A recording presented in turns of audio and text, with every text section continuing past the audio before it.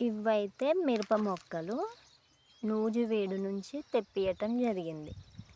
నూజివీడు విజయవాడ దగ్గర ఉండిద్ది కదా, అక్కడి నుంచి తెప్పించిన. ఇవి డైలీ వాటర్ కట్టినా కూడా ఈ ఎండలకి మాత్రం వాటర్ ఇమ్ముకోవట్లేదు. దీనికి పీకలు చేయాలంట, పనాయిని పెట్టి చేయించుకోవాలి. నాకే చేయాలని ఉన్నది కానీ అవి ఎట్లా చేయాలో నాకు తెలియదు.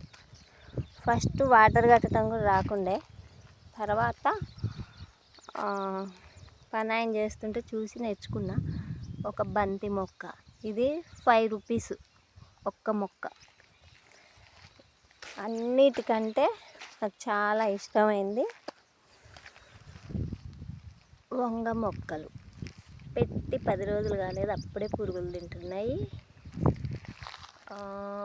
వీటికి 15 డేస్ అయ్యాక డిఏపి వేయాలంట. చాట్‌జిపిటిలో చూసా.